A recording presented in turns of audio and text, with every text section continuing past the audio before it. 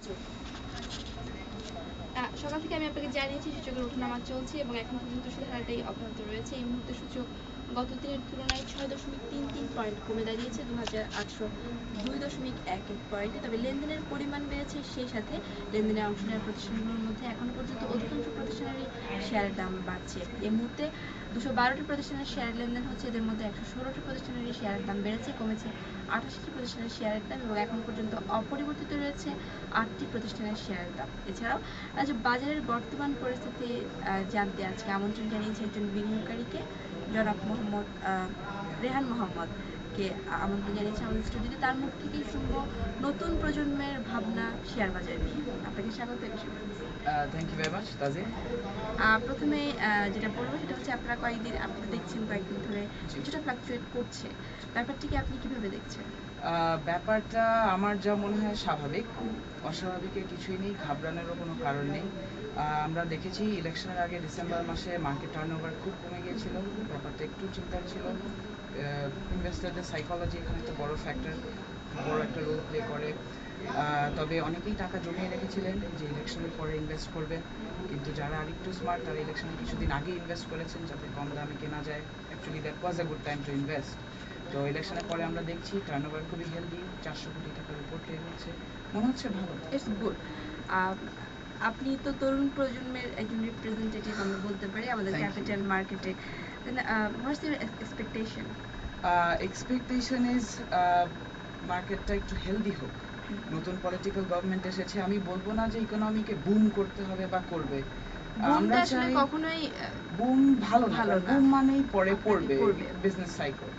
আমরা চাই যে মার্কেটটা একটু হেলদি হোক, স্টেবল হোক, বড় ইনভেস্টররা, ছোট আমরা সকলেই যাতে একটু ভালো করতে পারি আর কি, এটাই আশা। আর নতুন যারা ইনভেস্ট করছে তাদের কিভাবে ইনভেস্টমেন্ট পলিসিটা নেওয়া উচিত?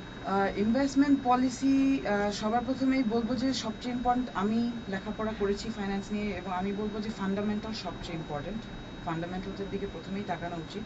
টেকনিক্যাল অ্যানালিসিস অবশ্যই ইম্পর্টেন্ট, দুটাই একসাথে যেতে হবে।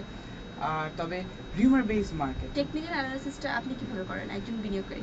আমি যদি বলি, আমি ঢাকা স্টক এক্সচেঞ্জের সাইটে দেখি, অনেক সময় ট্রেন্ডটা দেখি গত এক বছরের ডেটা কীরকম, সাথেই আমি নিউজ আর্কাইভে যাই, যে দেখি যে কোন ডেটে কীরকম ডিক্লারেশন দিল কোম্পানিরা, সেই হিসেবে মার্কেট ট্রেন্ডটা কীরকম যাচ্ছে।